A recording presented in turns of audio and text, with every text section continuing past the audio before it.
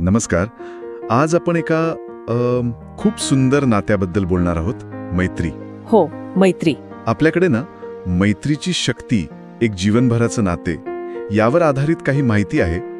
तर त्याचाच आधार घेऊन मैत्री आपल्या आयुष्याला नेमकी कशी समृद्ध करते हे समजून घेऊया. नक्कीच. म्हणजे मैत्री खरं तर एक मूलभूत मानवी गरज आहे असं म्हणायला हरकत नाही. बरोबर. विश्वास, सहानुभूती, एकमेकांना समजून घेणं, यावरच तर टिकते ती. अगदी. तर आज आपण याच माहितीच्या आधारे मैत्रीची शक्ती काय आहे, मग अर्थपूर्ण संबंध कसे बनवायचे, आपल्या जीवनात मित्रांचं महत्त्व काय आहे, ही मैत्री जपायची कशी, हो, हा महत्वाचा मुद्दा आहे.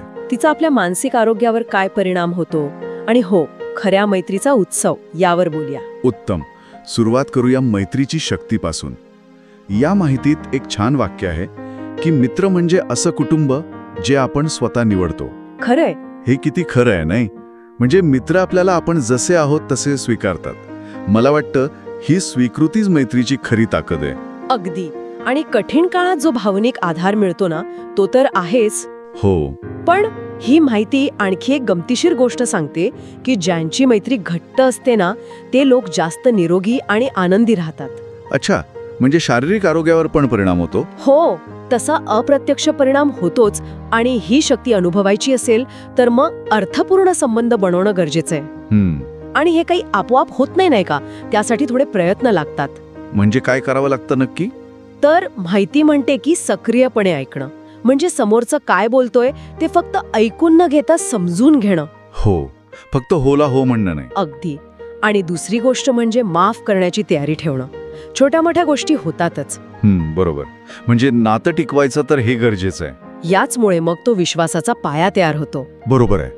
म्हणजे नुसतं भेटणं किंवा हँगआउट करण्यापलीकडचं आहे हे. हो, नक्कीच. आता पुढचा मुद्दा, जीवनातील मित्रांचं महत्त्व.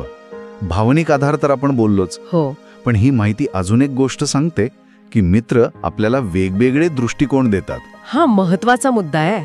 म्हणजे आपण एखाद्या गोष्टीत अडकलो असू तर मित्रांकडून वेगळा विचार मिळतो. त्याने आपल्या विचारांची कक्षा रुंदावते. अगदी. आणि अर्थात त्यांच्यामुळे आयुष्यात आनंद, हास्य हे तर आहेच, एकटेपणा वाटत नाही. खरंय. आणि हे सगळं टिकवून ठेवण्यासाठी येतं मैत्री जपणं. हे कसं करायचं? तर माहिती म्हणते हे एखाद्या रोपट्याला जपण्यासारखं आहे. त्याला नियमित पाणी घालावं लागतं. म्हणजे नियमित संपर्क ठेवणं. अगदी छोटासा मेसेज असेल किंवा फोन असेल. फक्त गरजेपुरतं बोलणं नाही.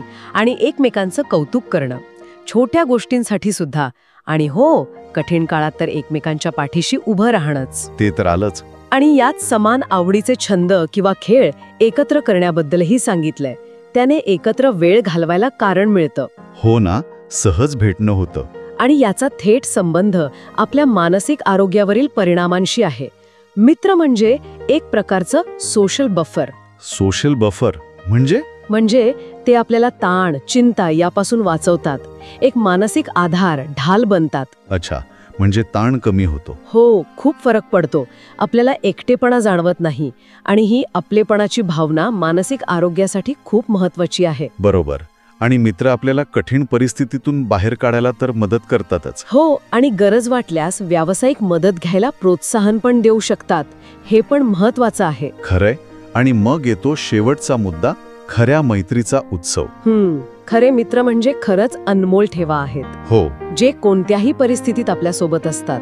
अशा मैत्रीचा ना वेळोवेळी उत्सव साजरा करायला हवा, असं ही माहिती सांगते. उत्सव म्हणजे काही मोठी पार्टी वगैरे? तसं नाही नेहमी. म्हणजे छोटीशी भेट, एखादा फोन करून मनापासून बोलणं, किंवा अगदी साधं थँक्यू म्हणणं, हे सुद्धा उत्सव साजरा करण्यासारखंच आहे. त्या नात्याला महत्त्व देणं. अगदी.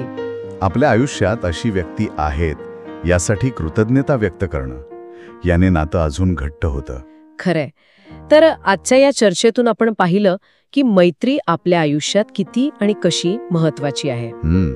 मैत्रीची शक्ती, अर्थपूर्ण संबंध कसे बनवायचे आणि जपायचे, मित्रांचं आपल्या जीवनातलं स्थान आणि तिचा मानसिक आरोग्यावरचा परिणाम, या सगळ्यावर आपण बोललो. हो. आणि हे स्पष्ट झालं की मैत्री फक्त आपल्याला आनंद नाही देत, तर ती आपल्या एकंदर कल्याणासाठी म्हणजे वेलबिईंगसाठी आवश्यक आहे. बरोबर.